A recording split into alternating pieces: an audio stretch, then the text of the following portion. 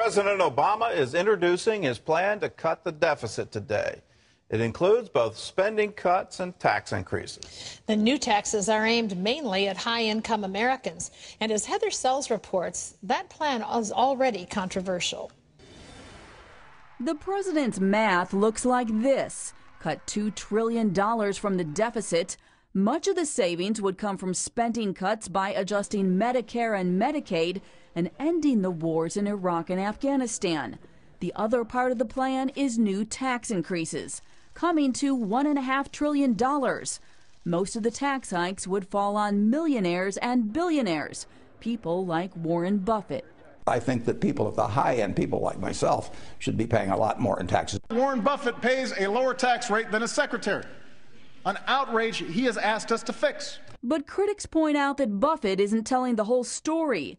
Buffett makes his money from his investments, and they're taxed at a lower rate than regular income from jobs, which is why he pays a lower tax rate than most people. Republicans also say the idea won't help the economy. Class warfare will simply divide this country more, will attack job creators, divide people, and it doesn't grow the economy. But the White House says the president will veto any reductions in Medicare benefits if they aren't accompanied by new taxes on upper-income Americans. And Republicans remain opposed to tax hikes, meaning that another long round of difficult negotiations is almost certainly ahead. Heather Sells, CBN News.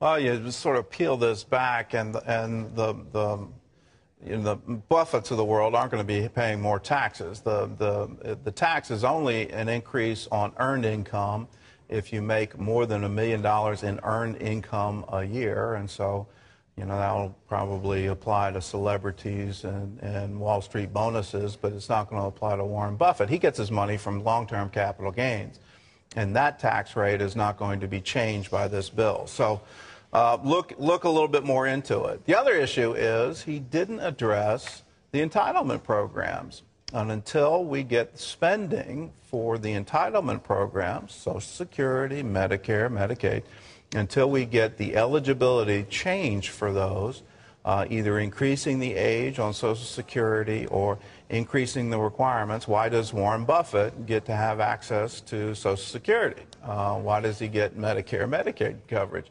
You start asking those questions, and then you can start getting into some serious cuts.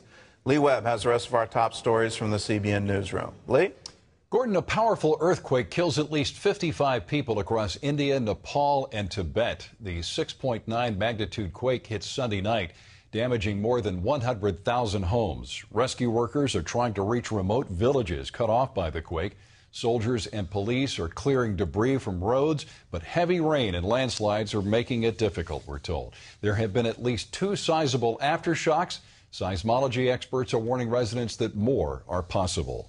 The British government plans to legalize same-sex marriage within the next 4 years. Civil partnerships were introduced in Britain in 2005. Couples have the same rights as married heterosexual couples, but cannot be referred to as married. The change is expected to face opposition from traditional conservatives in the UK as well as religious organizations. Many churches do not want same-sex marriages held in their buildings. House Republican leaders say they agree with several key points in President Obama's jobs plan, and they're willing to compromise with the White House and Democrats on those areas. They include extending the payroll tax cut, business tax breaks and depreciation write-offs, free trade agreements, unemployment insurance reform, and rebuilding the nation's roads and bridges. The White House says it still wants the president's plan to be passed in its entirety. The measure is not expected to be introduced in the Senate until next month.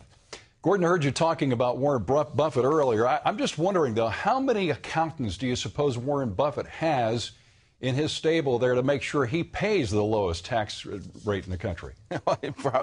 Probably a great deal.